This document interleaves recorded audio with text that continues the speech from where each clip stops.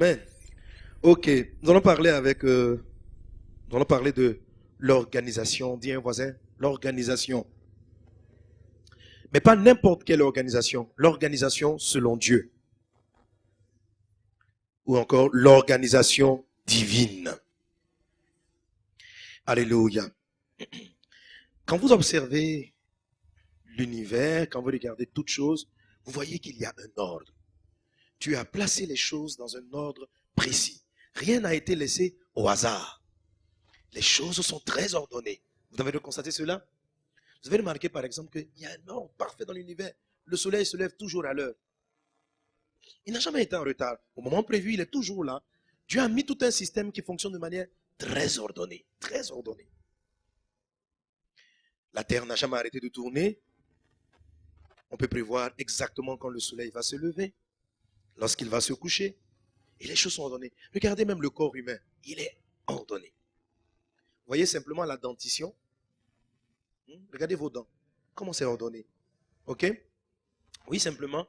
Parce que, imaginez que les molaires, pour mâcher, étaient là devant.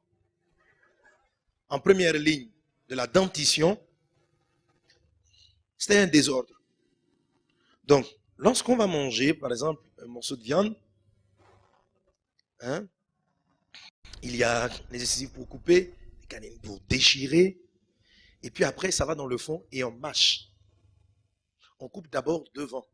Et avant d'avaler, on écrase avant que ça entre dans la gorge. Si les dents qui servent à écraser étaient devant, vous imaginez, on allait couper là, dans le fond, ramener la nourriture vers l'avant, et puis après avaler. Même la dentition est ordonnée. Tout dans l'homme est ordonné. Les choses sont placées en ordre. Regardez même simplement, regardez votre pouce. On soulève ta main. Tu as vu le pouce? Imaginez-vous un seul instant que le pouce soit placé parallèlement et non perpendiculairement aux autres doigts. C'est-à-dire qu'il y en avait 1, 2, 3, 4, 5. Le pouce était dans la même direction que les autres, comme ça. Est-ce que vous savez, essayez d'imaginer comment vous aurez pu attraper un stylo pour écrire. Comment vous allez pouvoir prendre les choses. Vous savez, le pouce vient toujours refermer ce que les 4 autres doigts font. Comme ça, pour écrire. Les 4, ils font ça. Et le pouce vient, il bloque tout. Et on peut écrire. Juste par sa position. Très ordonné. Tout est ordonné dans l'univers. Tiens avec moi, l'ordre. L'ordre. Ce soir et demain, je parlerai avec vous d'un thème extrêmement important. Car si tu ne saisis pas cela, il est pratiquement certain que tu n'atteindras pas ce pourquoi tu es né. Si tu n'es pas ordonné, si tu n'es pas organisé.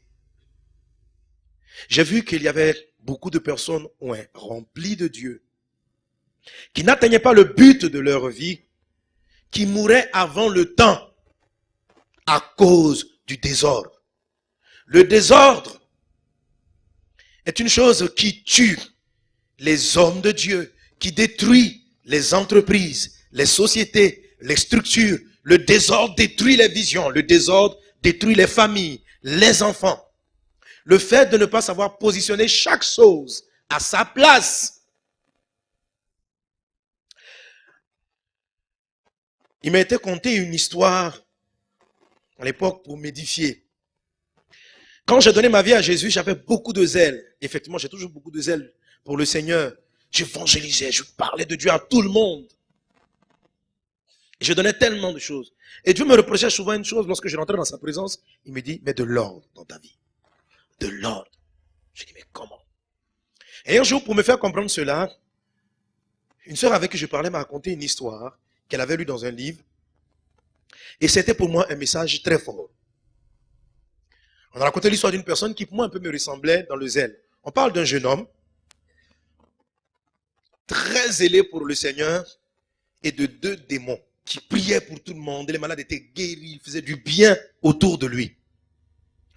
Et le diable et le camp des démons avaient délégué le jeune démon contre ce jeune frère, disant à ce jeune démon, fais-le chuter, amène-le à tomber dans l'impudicité, à pécher et à se détourner de la voie de Dieu.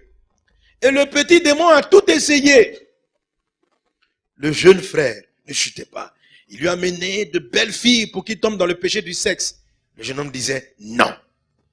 Le démon a essayé de le tenter avec de l'argent, a essayé de le corrompre.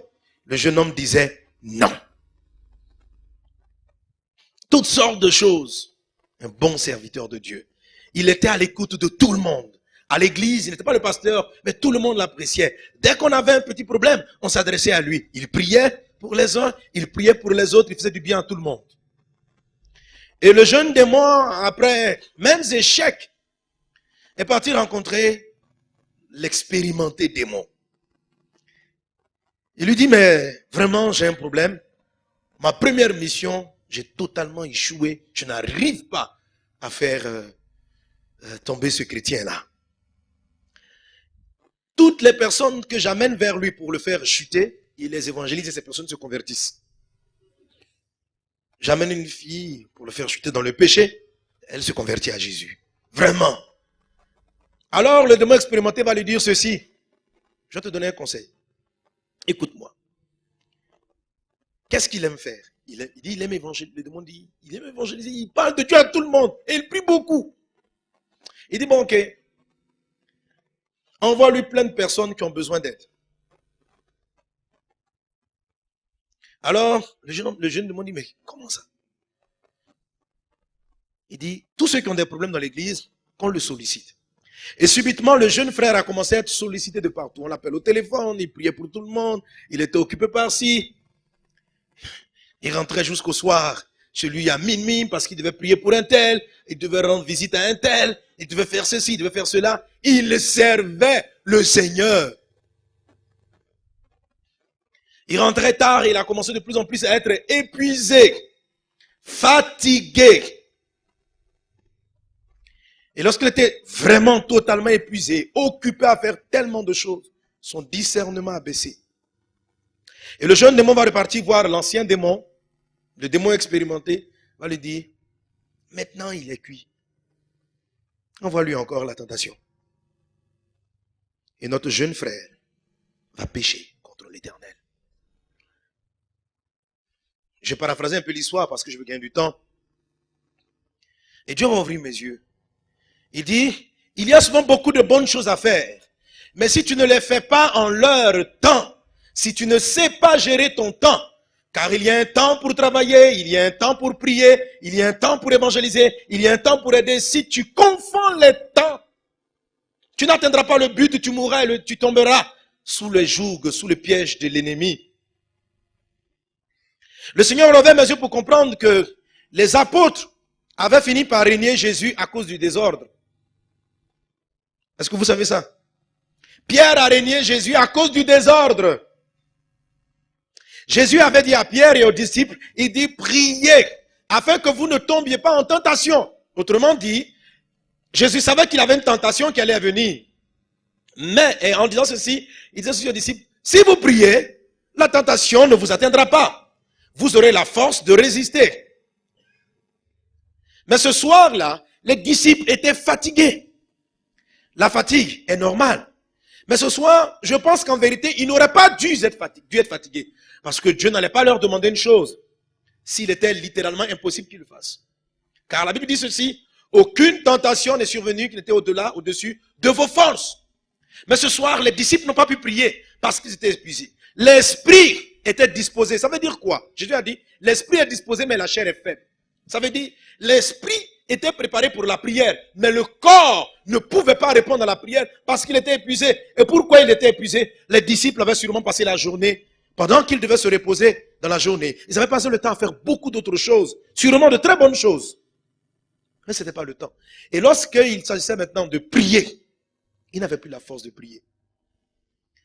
Et le lendemain, quand vous ne priez pas, vous n'avez plus la force de résister aux tentations, vous ne pouvez même pas marcher dans le plan de Dieu. Les hommes disent souvent, oh, Pierre était un homme sûrement peureux. Pierre n'était pas peureux. Pierre avait de l'audace. Lorsque les hommes sont venus arrêter Jésus, rappelez-vous, c'est Pierre qui a sorti l'épée et qui a coupé l'oreille de Malchus, Devant des soldats, Pierre n'a pas peur. Mais il va régner Jésus devant une servante. Cet homme qui était si fort, qui pouvait voir des soldats face à son maître et dire, je vais défendre mon maître. Où est partie la force? Lorsqu'il a vu la servante et il a régné Jésus par 3 fois. Quelles que soient les bonnes dispositions que vous avez, vous pouvez pécher et faire ce que vous avez décidé de ne pas faire quand vous êtes épuisé. Pierre était fatigué, il n'a pas pu prier. Parce qu'il n'a pas pu prier, la tentation a triomphé de lui.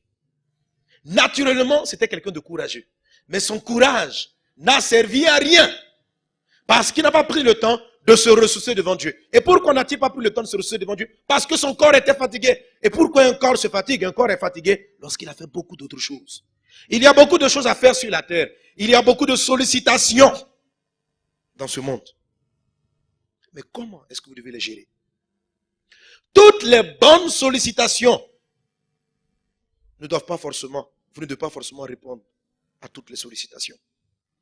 Bien sûr, vous ne répondrez pas aux sollicitations du péché. Mais il y a des sollicitations qui sont même importantes. Mais vous devrez savoir dire non. Lorsqu'on remarque la vie de Jésus, on remarque une certaine organisation dans son temps. La dernière fois, j'en ai parlé. Jésus est en train de marcher. Il y a la femme cananéenne qui s'est approchée de lui, qui dit, souviens-toi de ma fille. Elle est tourmentée par un démon. Est-ce que Jésus n'était pas sollicité? Est-ce que la dame n'avait pas un sérieux problème? Mais la Bible dit que Jésus ne lui répondit pas un mot. Ça, c'est de l'ordre. La dame a insisté. Jésus n'a même pas parlé. Et tellement elle insistait, ce sont les disciples qui ont dit au maître, maître, cette femme nous embête. Dis-lui de s'en aller. C'est alors que, à la demande de ses disciples, Jésus va dire à la dame, il va expliquer à la dame pourquoi est-ce qu'il ne lui répond même pas. Il dit, madame, je n'ai été envoyé qu'aux brebis perdues de la maison d'Israël. Ça veut dire quoi? J'ai un objectif. Il y a des personnes que je dois atteindre. C'est vrai que toi, tu as un problème, mais tu n'es pas une priorité. Jésus savait gérer les priorités. La femme avait un besoin, Christ lui répond, je ne réponds pas à ton attente parce que tu n'es pas ma priorité. Est-ce que vous arrivez à faire le discernement de ce genre de choses? Est-ce que vous savez qu'il y a des fois des hommes vont venir vous voir pour que vous priez pour eux, vous ne devez pas prier pour eux.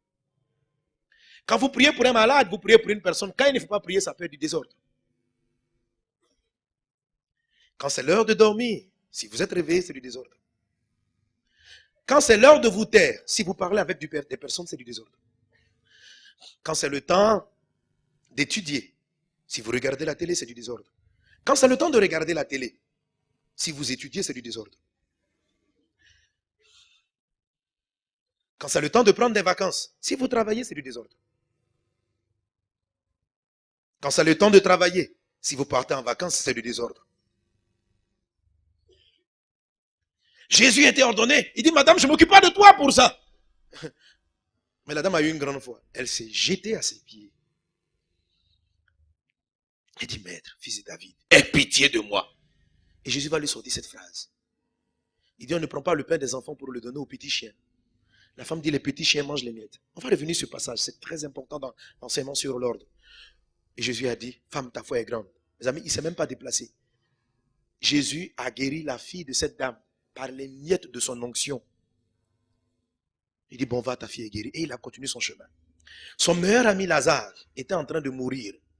Jésus avait une mission. Il est resté 4 jours, 3 jours avant de partir. Pourquoi? Parce qu'il y avait une priorité.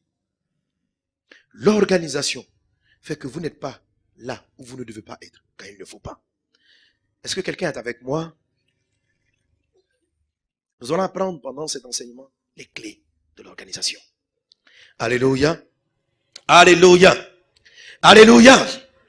La Bible dit dans le livre de Ecclésiaste. Alors, qu'est-ce que c'est l'organisation globale? Brièvement, ouvrons nos Bibles. Là, vous ne l'aurez pas à l'écran, mais ouvrez vos Bibles dans le livre de Ecclésiaste, le chapitre 3.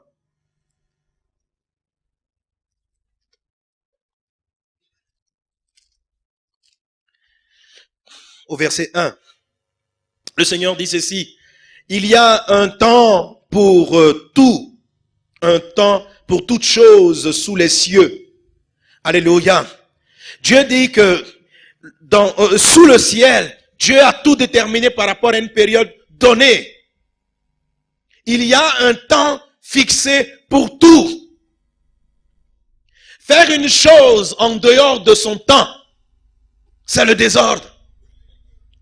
Le Nouveau Testament, la Bible est remplie de temps où il est dit au temps fixé. Au temps fixé. Au temps fixé. Telle chose s'est produite. Au temps fixé. Alléluia. Dieu dit, au temps fixé, je reviendrai vers toi à cette même époque et Sarah aura un fils. Il y avait un temps fixé. Habakkuk chapitre 2 dit, écris les paroles de cette prophétie, si elle tarde à temps là, car elle s'accomplira certainement. En son temps. Alléluia. La Bible déclare donc qu'il y a un temps pour tout, un temps pour naître, un temps pour mourir, un temps pour manger, un temps pour ne pas manger, un temps pour tout.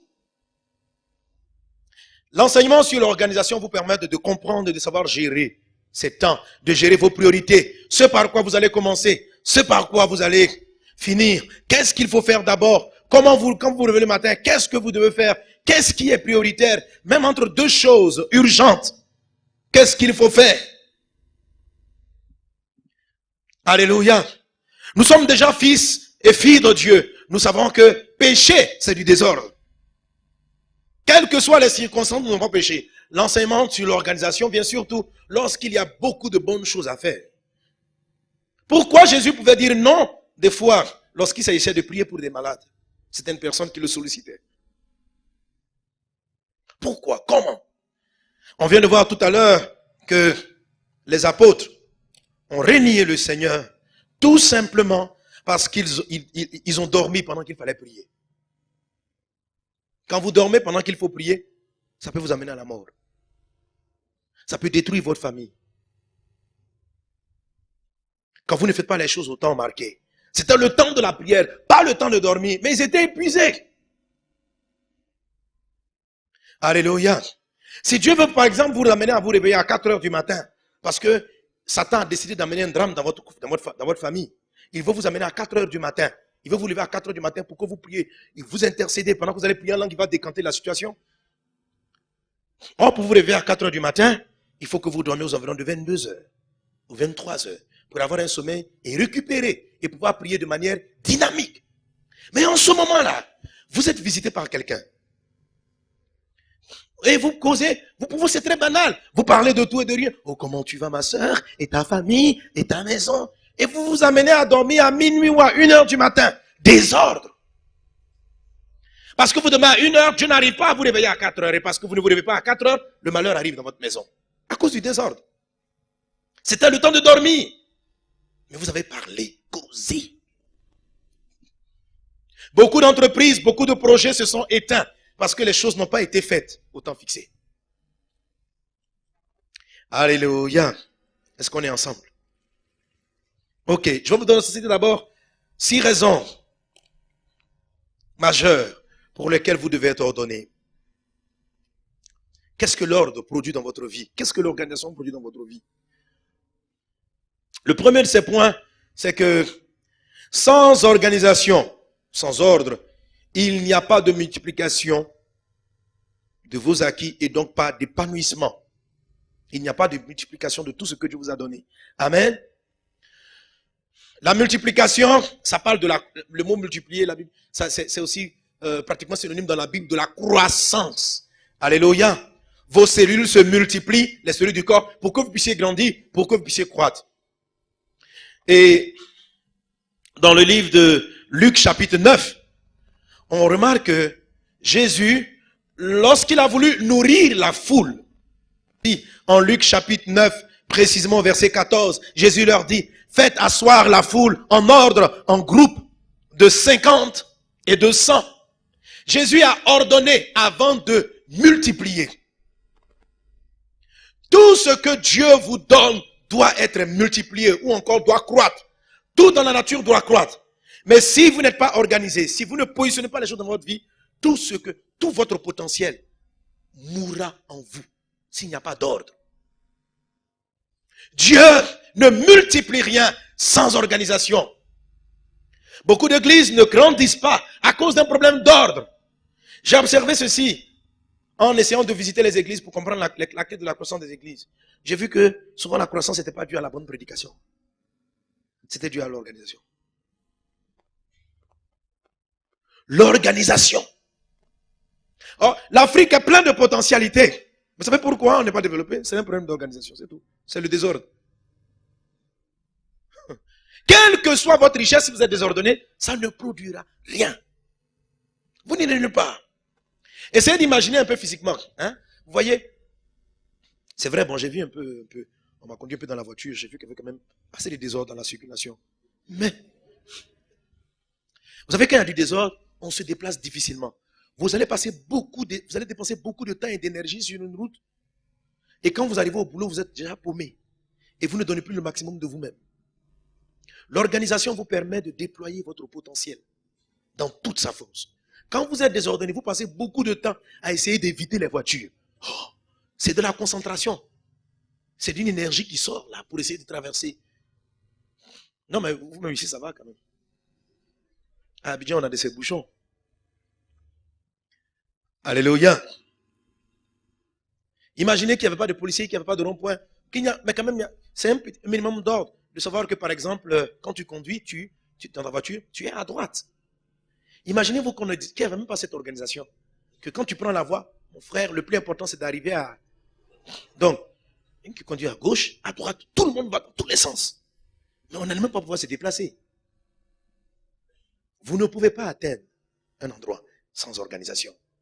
Vous ne pouvez pas multiplier votre potentiel si vous n'êtes pas ordonné. Si chaque chose n'est pas placée à sa place. Si les événements ne sont pas gérés en leur temps. Alléluia. Or, si les choses ne se multiplient pas dans votre vie, ça veut dire quoi multiplier? Même, c'est tellement vaste le domaine de la multiplication. Votre foyer, par exemple, quand vous arrivez, vous décidez de vous marier, il y a des sentiments entre vous et votre conjoint. Si vous n'êtes pas ordonné, si vous ne savez pas gérer vos priorités, l'amour ne va pas se multiplier. L'amour ne va pas croître. Après 5 années de mariage, votre amour va commencer à stagner. Je vais vous expliquer la clé. Je vais vous expliquer comment ça fonctionne. Ça va commencer à stagner. C'est un problème de désordre. Et puis, la plupart des couples admettent qu'après 5 à 10 années de mariage, on se regarde, on est assez vieux maintenant. C'est plus le moment de faire des amourettes. Hein? On va se faire des bisous d'amour, tout ça. Non, on pense que ça c'est pour les jeunes couples. C'est faux. C'est Dieu qui a créé cela. J'en parlerai demain.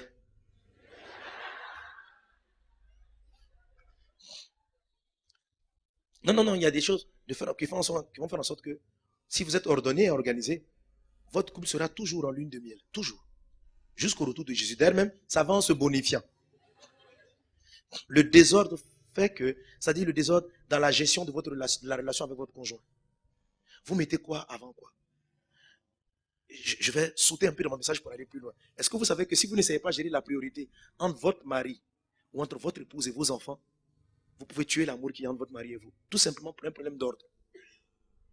Quand vous avez votre couple, vos enfants et votre conjoint, qui est prioritaire? J'expliquerai, ne soyez pas pressé.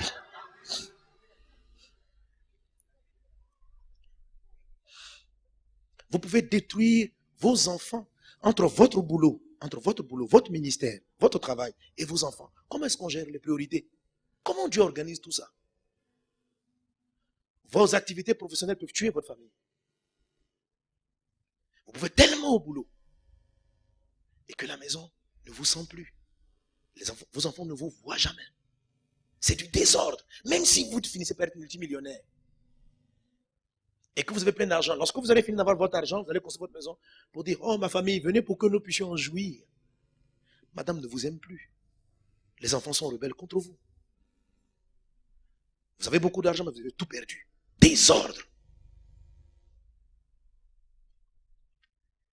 Tout doit croître dans votre vie. Mais rien ne peut croître si vous ne savez pas gérer vos priorités. Je fais quoi avant? Quel est le temps de chaque chose? Alléluia. La Bible dit ceci dans le livre de Deutéronome 28, verset 11. Il est dit, L'Éternel te comblera de bien en multipliant le fruit de tes entrailles, le fruit de tes troupeaux et le fruit de ton sol, dans le pays que l'Éternel a juré à tes pères de te donner. Amen. Ce passage dit quoi? Que Dieu va te combler de bien. Tu avec quoi combler de bien? Combler de bien.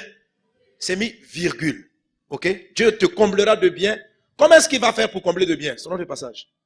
En multipliant. Ça veut dire quoi? Pour qu'un homme, une femme, une personne soit épanoui de tous côtés. Combler de bien, c'est l'épanouissement total. Pour qu'une personne, un chrétien, un païen, en tout, pour être épanoui, pour être comblé de bien, selon Deutéronome 28, verset 11, il faut forcément qu'il y ait multiplication des choses que Dieu vous a données au départ. C'est-à-dire, multiplication du fruit qu'on appelle le fruit des entrailles, multiplication du fruit des troupeaux et multiplication du fruit du sol. C'est trois domaines qui doivent progresser, qui doivent croître, sans quoi vous ne serez jamais épanoui. Le fruit des entrailles, c'est quoi? Bien sûr, ce sont les enfants. Mais le fruit des entrailles, c'est toute la potentialité, tout le potentiel que Dieu a déposé en vous. Il doit croître.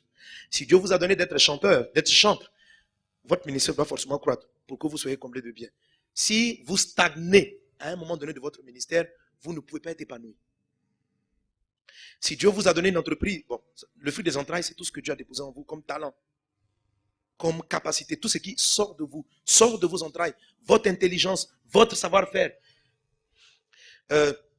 Dieu permettra, si le Ténèbre permet que je revienne, Dieu permettra, peut-être qu'une fois j'aborderai, il y a une des portes où je parle des différentes potentialités que Dieu a mis en l'homme. Il y en a en tout 12 à peu près. Amen. Le pasteur va dire que je dis toujours tout en 12. Ok. Ouais. L'homme a différentes formes d'intelligence. Hein. Voilà. Il y a ce qu'on appelle, il y a différentes formes d'intelligence. Il y a des personnes qui ont le potentiel, ce qu'on appelle l'intelligence interpersonnelle. Ils savent parler aux gens, ils savent convaincre les autres. Il y en a ce qu'on appelle l'intelligence kinésistique. L'intelligence kinésistique, c'est l'intelligence du mouvement. Ce sont des personnes qui ont la capacité de dire exactement ce qu'ils veulent à leur corps. Ça fait des grands sportifs. C'est une forme d'intelligence. Ils ne sont pas moins intelligents que les autres. Le système scolaire, notre système scolaire est un système scolaire qui tue beaucoup de formes d'intelligence. Il met en avant 3 à 4 formes d'intelligence. L'intelligence qu'on appelle l'intelligence logico-mathématique, c'est-à-dire on cherche quelqu'un qui raisonne très bien mathématiquement. C'est une forme de cerveau, c'est une manière d'être intelligent. Il y a l'intelligence linguistique. L'intelligence linguistique, par exemple, vous la retrouvez, si vous connaissez les intelligences, vous avez éduqué vos enfants. Vous la retrouvez, par exemple, chez des personnes qui parlent, qui s'expriment très tôt. Ces personnes-là ont la capacité d'apprendre beaucoup plus vite les langages que les autres personnes. Vous avez un enfant qui, à moins de 1 an, commence à parler. Il a l'intelligence linguistique. Quand vous avez cet enfant-là, vous n'attendrez pas qu'il arrive dans les études supérieures pour lui donner d'apprendre d'autres langues. Dès qu'il a appris votre langue maternelle, vous pouvez lui faire apprendre d'autres langues. Il les apprend comme ça. Moi, comme ça, je n'ai pas l'intelligence linguistique.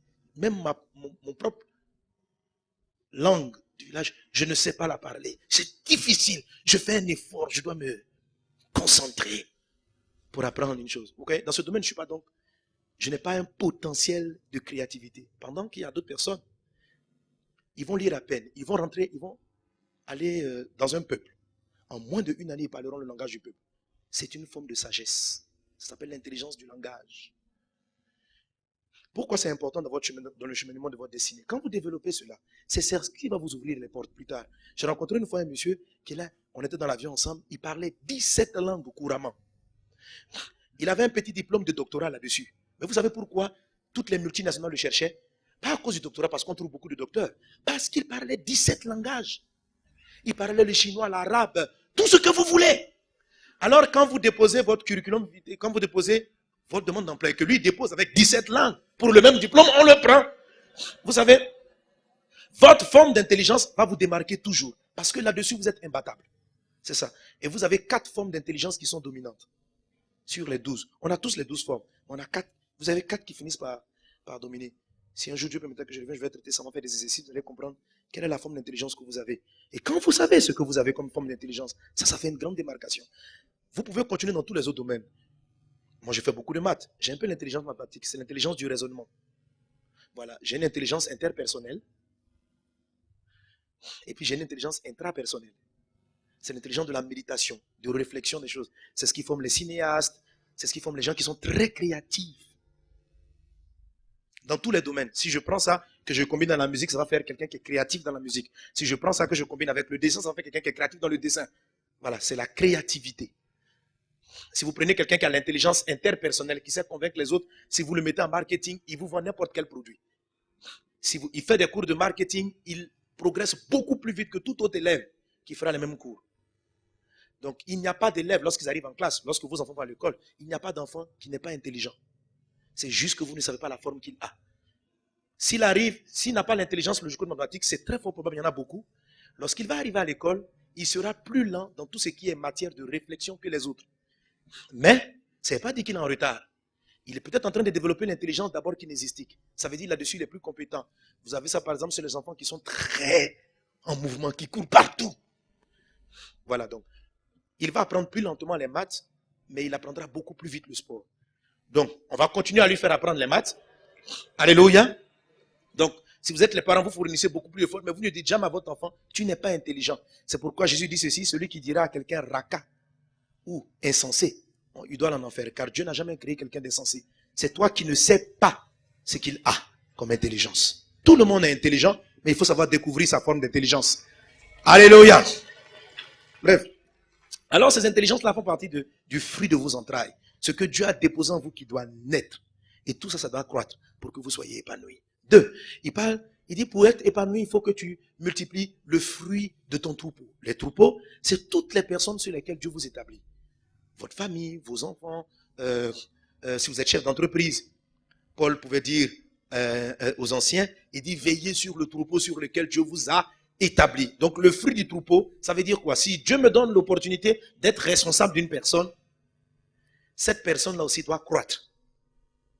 Si tes collaborateurs et ceux qui travaillent sous toi ne progressent pas, ne se multiplient pas, toi-même tu ne seras pas heureux. Le fruit du... Et puis ainsi de suite. Et puis le fruit du sol. Amen. Ça parle des entreprises, tout ça.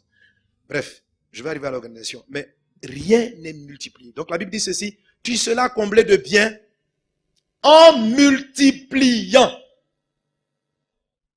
Donc, si un talent, si ta maison, si ta famille, quand on dit par exemple le fruit du troupeau, on parle aussi de ta famille. Le fruit des entrailles, on parle de tes enfants. Si toutes ces choses-là stagnent dans ta vie, ça finit par créer de la monotonie et ça meurt. Tout ce qui ne progresse pas, tout ce qui n'évolue pas, meurt. Quand les églises ont voulu rester de manière statique, elles sont restées dans le conservatisme et ce sont des églises qui ont fini par mourir, par s'éteindre, parce que tout doit croître. Lorsqu'il n'y a pas de croissance, il n'y a pas d'épanouissement. Pour qu'il y ait croissance, il faut qu'il y ait ordre. Amen. Est-ce qu'on est ensemble? Donc quand tu es ordonné, les choses, tout va croître dans ta vie. Amen. Maintenant, ouvrons nos Bibles dans le livre de Exode, chapitre 18.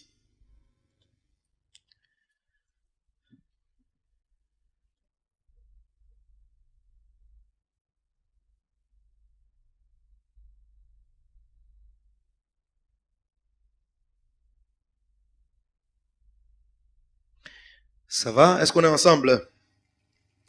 Je lis à partir du verset 13 et pour gagner du temps, je vais prendre juste des morceaux choisis dans le message, dans la lecture.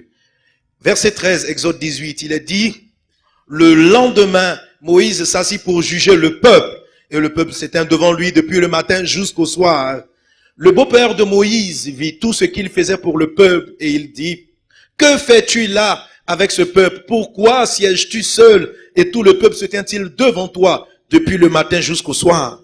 Verset 15, Moïse répondit à son beau-père, c'est que le peuple vint à moi pour consulter Dieu. Quand ils ont quelques affaires, ils viennent à moi, je prononce entre eux et je fais connaître les ordonnances de Dieu et ses lois. Le beau-père de Moïse lui dit, ce que tu fais n'est pas bien. Amen. On s'arrête là d'abord. Donc, on a le grand prophète Moïse. Dis avec moi Moïse. Moïse est dans le désert avec Israël. Et en tant qu'un bon berger, en tant qu'un bon chef d'État, en tant que quelqu'un de bien, un bon prophète, il s'assoit du matin au soir et il reçoit des personnes qui ont des problèmes pour les écouter, pour essayer de résoudre leurs problèmes. Mes amis, quand vous voyez un homme comme ça, vous allez dire qu'il fait bien, n'est-ce pas? On dit, oh, mais un bon pasteur, il est bien. Mais Jéthro arrive, il observe, et puis il dit, Moïse, ce que tu fais n'est pas bien. Moïse n'était pas en train de pécher, il n'était pas en train de chercher à faire du mal. Il essayait d'aider ceux qui le sollicitaient. Et Jéthro, inspiré par Dieu, car le conseil de Jéthro était inspiré par Dieu, Dieu dit à Moïse, par Jéthro, ce que tu fais, c'est pas bien. Mes amis, vous pouvez être en train, du matin au soir, peut-être vous, c'est pas des personnes qui viennent vous solliciter, c'est le boulot qui vous sollicite, c'est la sœur Tant qui a bien envie de vous voir pour causer un peu avec vous. En fait, du matin au soir, vous pouvez être beaucoup occupé, en train de résoudre ceci, en train de résoudre cela, et Dieu vous regarde du ciel et puis il dit, c'est pas bien. Vous pouvez être en train de faire du social, d'aider tout le monde. Dieu dit, c'est pas bien. Moïse était surpris, c'est pas bien, qu'est-ce que je fais? Les gens ont des besoins. Je suis leur responsable. Il faut bien que je m'occupe d'eux. Pourtant, c'est pas bien. Donc, on peut s'occuper des personnes et ce n'est pas bien. On peut aider des gens et ce n'est pas bien. On peut écouter une âme en peine, mais ce n'est pas bien. Ah. On peut faire des offrandes et puis ce n'est pas bien. Oui. Caïn a fait une offrande, c'était pas bien. Et vous voyez, ce sont ces choses bonnes qui ne sont pas bien. Ce sont des choses bonnes que nous faisons tout le temps.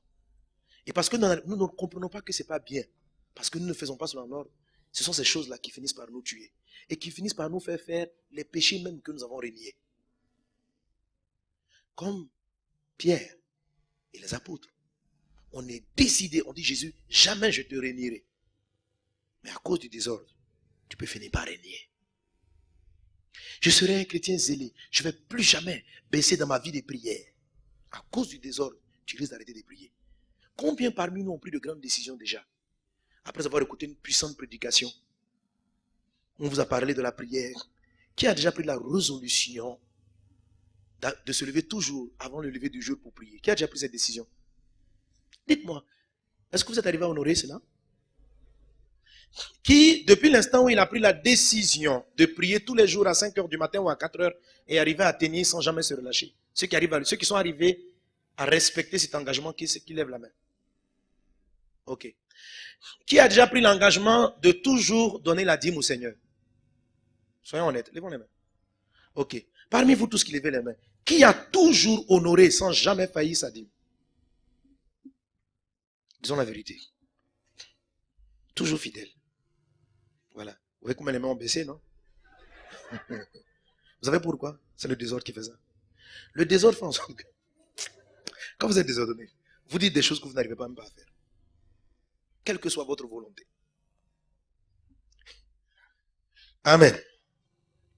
Alors qu'est-ce que Jéthro dit à Moïse? Il dit, ce que tu fais n'est pas bien. Verset 18. Voilà ce qu'il dit. Il dit, et c'est là qu'on va tirer les leçons encore, certaines leçons de l'importance de l'organisation. Il dit ceci, tu t'épuiseras toi-même. Tu épuiseras ce peuple qui est avec toi.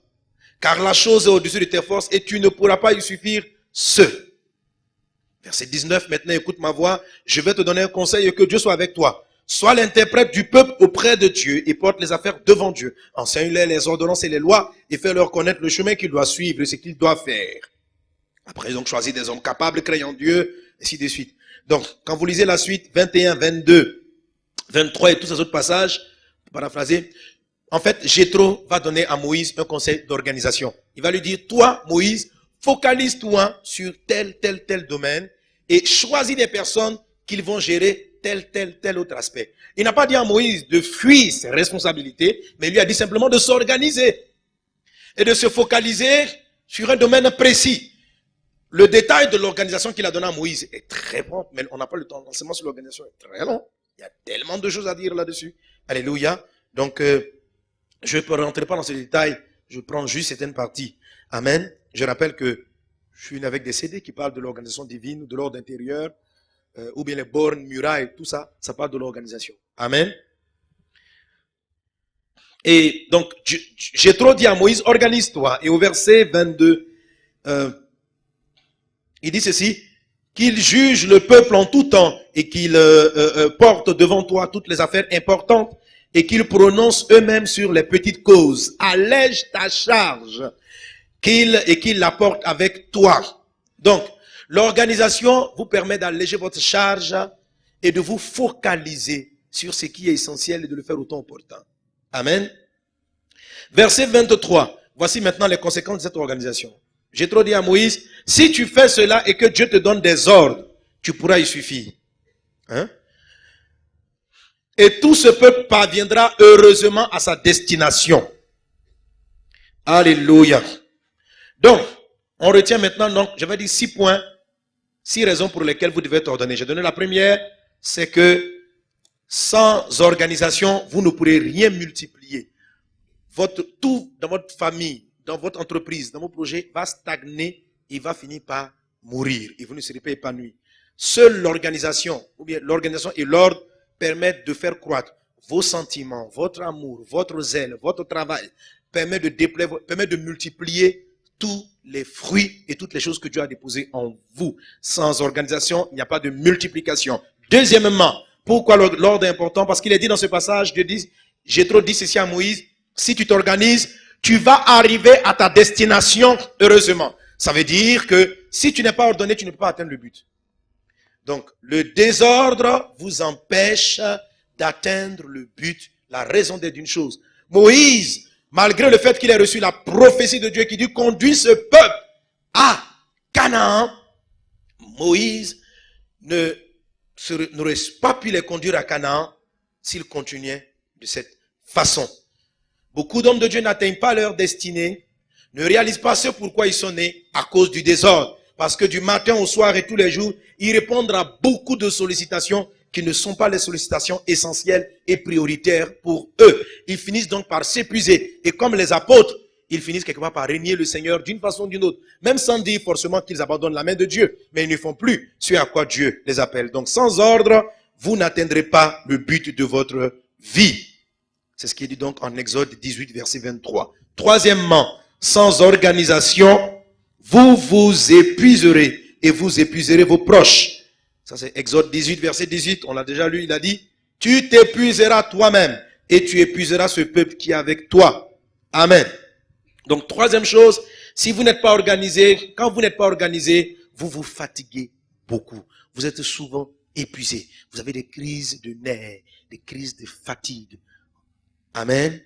Et vous déprimez. La dépression, les angoisses sont des symptômes du désordre. Amen.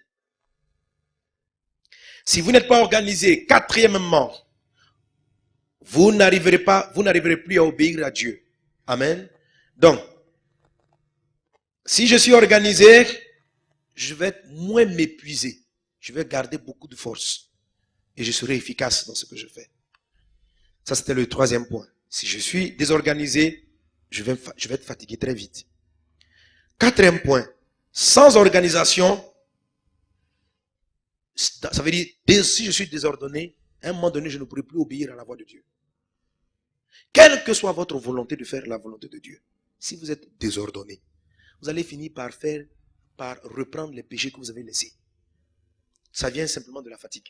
Quand vous êtes épuisé, vous savez, une fois, une dame qui est venue toucher Jésus, Jésus a dit, une force est sortie de moi. Mes amis, même en parlant avec des personnes, il y a une force qui sort de vous. Si vous n'essayez pas de gérer cette force, vous n'arriverez pas jusqu'au bout. Alléluia. Bon, donnez-moi une ville qui est à côté de Bujumbura ici, notre ville, qu'on peut aller en voiture. Donnez-moi une ville. Comment? Bon, ma soeur, donne-moi ta ville. Giteka. Si tu es désordonné, tu dis tu vas à Giteka. Tu mets un carburant. Et en même temps, tu vas à Kiriri.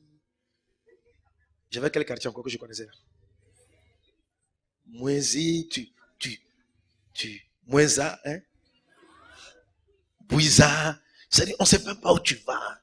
On dit tu vas. Tu dis non, je vais dans telle ville. Mais tu tournes. Mais tu vas finir le carburant.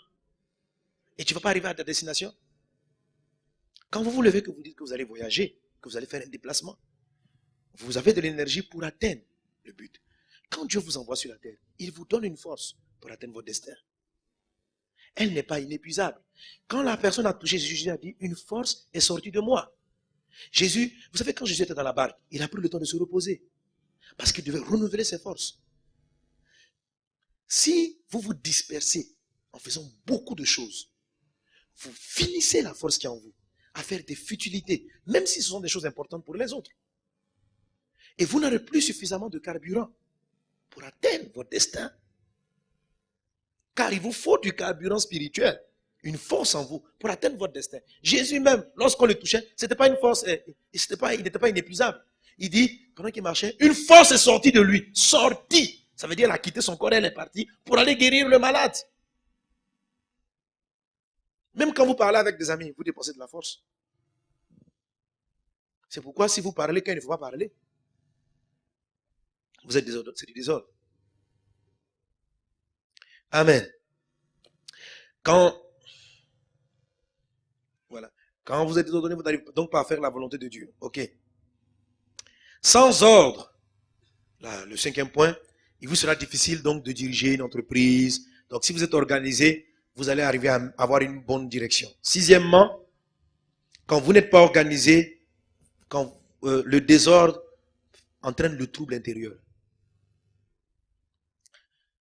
1 Corinthiens chapitre 14 verset 33, car il est dit, car Dieu n'est pas un Dieu de désordre, mais un Dieu de paix.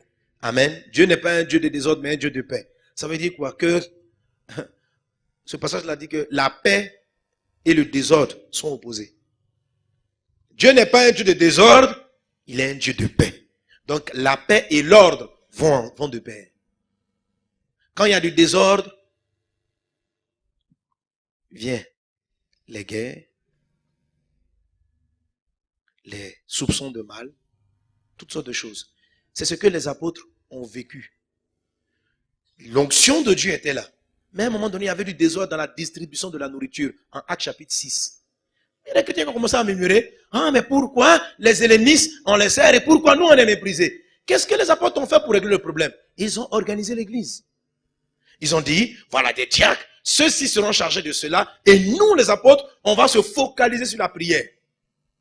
Le désordre entraîne toujours de l'injustice. Même si vous ne voulez pas être injuste, si vous n'êtes pas organisé, il y aura de l'injustice dans vos choix, dans votre manière de faire. Amen. Amen. Donc le désordre amène les guerres, amène le trouble, et le désordre amène le trouble dans votre être intérieur. Vous commencez à connaître la dépression, les angoisses et toutes ces choses. Alléluia.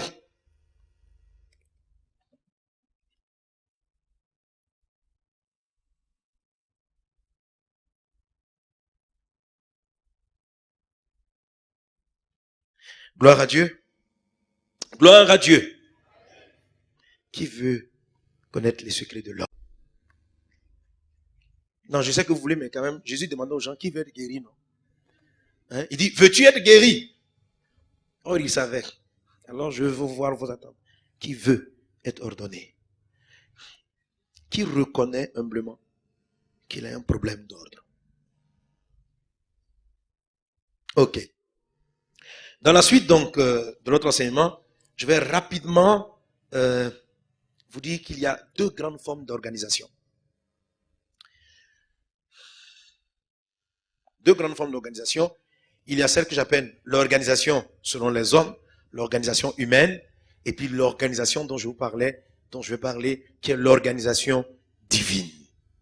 Amen. Elle est différente. Elle est supérieure à l'organisation selon les hommes. Il y a beaucoup parmi nous qui sont organisés, mais organisés selon le monde. Ça veut dire, ce sont des personnes rangées dans leur vie, qui ont un programme le matin, qui savent à quelle heure ils se réveillent, leur argent est bien rangé, tout est bien rangé, ordonné dans leur vie, mais pourtant, Dieu dit qu'ils sont désordonnés.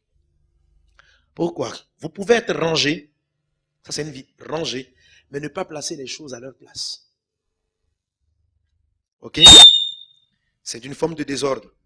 L'organisation humaine vous donne un certain type de rangement. Vous imaginez par exemple, c'est quoi? Qu'est-ce que je veux dire? Si on essaie je vais donner une image de la façon dont vous rangez vos vêtements. Vous les mettez dans des placards, non? C'est ça? Ok. Comment vous rangez vos vêtements? Vous allez voir que on met au-dessus les vêtements qu'on utilise le plus souvent. C'est pas ça?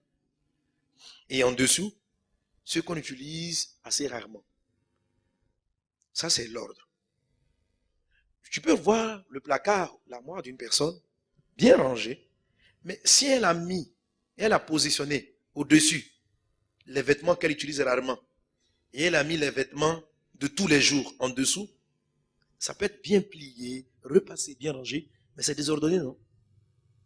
Pourquoi? Parce que chaque fois qu'elle va vouloir prendre ses petits vêtements pour rester à la maison, elle va d'abord enlever, retirer l'habit de tous les jours, on le porter. Elle perd du temps. Donc, quelque chose peut être rangé, mais être désordonné. Ça veut dire la chose est rangée, mais chaque fois pour pouvoir faire sortir son petit tricot de corps, elle doit enlever tout, reprendre. Donc, elle dérange son placard, elle le réarrange pour pouvoir porter les tigeantes. C'est du désordre. L'ordre consiste non seulement à ce que les choses soient rangées, mais d'abord à ce que les choses soient rangées à leur place, en fonction de leur utilité. Alléluia. Alléluia. Dans le monde, les hommes sont rangés. Les hommes ont fini par trouver une forme d'organisation. L'organisation divine va beaucoup plus loin que le rangement. Elle arrive à positionner les choses de votre vie à leur place. Je vais vous dire jusqu'à vous voir l'organisation divine.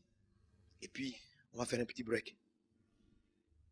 Est-ce que vous savez que l'organisation divine dont je vais vous parler gère même vos émotions et vos sentiments? Oui. Est-ce que vous savez que tomber amoureux d'une personne de qui on ne doit pas tomber amoureux, c'est du désordre?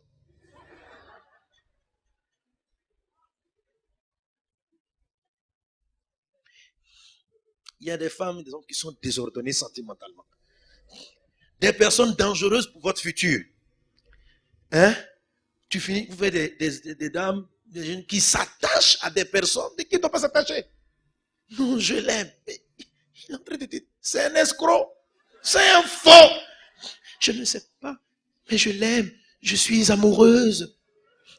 Une personne qui agit comme ça est désordonnée sur le plan émotionnel. C'est du désordre. C'est un symptôme de désordre. Oui. Elle n'arrive pas à savoir quand est-ce qu'il faut aimer, quand est-ce qu'il faut s'attacher. Quand vous lisez Ecclésiaste 3, il est dit, il y a un temps pour s'attacher. Il y a un temps pour se détacher. Quand vous êtes désordonné, vous n'arrivez pas à classer ces choses. Quand vous passez du temps avec de faux amis, des gens qui ne sont pas des amis, est-ce que vous savez que c'est un signe de désordre? Quand vous êtes ordonné, vous arrivez à classer vos amis et ceux qui ne sont pas vos amis. Quand vous êtes désordonné, vous fonctionnez avec des personnes que vous croyez être vos amis, mais qui vont vous faire perdre beaucoup de temps. C'était du désordre. Vous pensez, non, j'ai rencontré quelqu'un, vraiment, on va faire des affaires ensemble. C'est quelqu'un de très bien. Vraiment, quand il te parle, waouh, c'est quelqu'un d'excellent. Ton discernement est faux.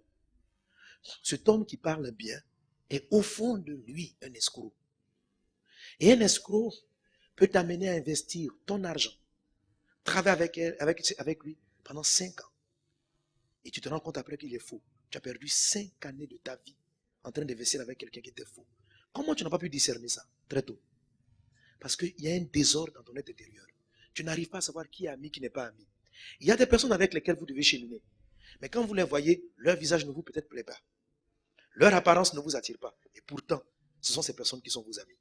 Et vous vous détachez de ces personnes pour vous attacher à ceux qui sont tous souriants, qui sont vos ennemis en fait. C'est du désordre. L'ordre divin vous permet de choisir, de discerner et de reconnaître. Est-ce qu'on est ensemble?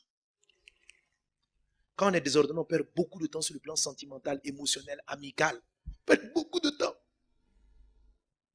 Dans la vie, il faut des ennemis. Mais il faut savoir les positionner. Les ennemis sont utiles. Si vous savez positionner vos ennemis, ils finissent par devenir des amis pour vous en quelque sorte. Quand Jésus a vu Judas, qui est venu le livrer, vous savez comment il a salué? Il a dit quoi? Mon ami. Il lui a fait une bise.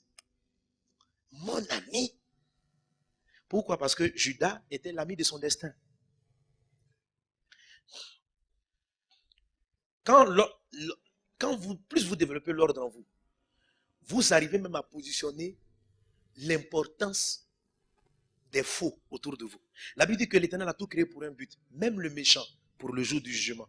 Quand vous êtes ordonné, même les méchants, vous savez les positionner dans votre vie. Mais vous savez qu'ils sont méchants. Jésus dit, n'est-ce pas moi qui vous ai choisi tous? Pourtant l'un de vous est un démon. Jésus l'avait choisi exprès. Ça faisait partie du plan. L'ordre vous permet de choisir les choses comme ça.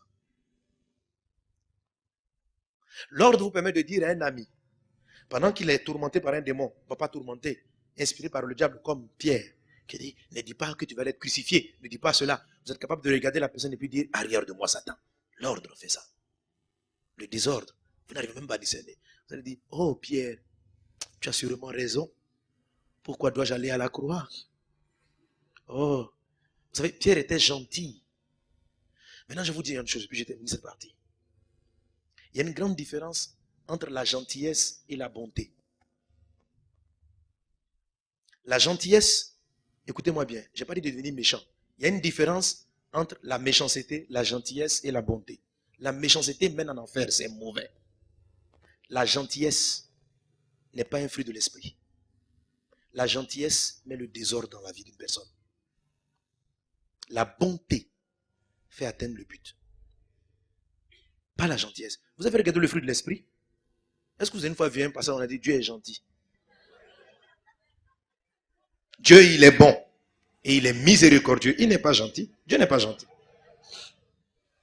La gentillesse est une vertu pour le monde. Mais la gentillesse est une des grandes causes du désordre chez les chrétiens. Les gens sont trop gentils. Tu es gentil. Si tu continues dans ta gentillesse, tu risques d'aller en enfer. Fais attention à la gentillesse. Mais il faut être bonne. Il faut être bon. Quelle est la différence entre la gentillesse et la bonté? Nous allons voir ça tout à l'heure dans la suite. Que Dieu vous bénisse pour cette pause. Amen.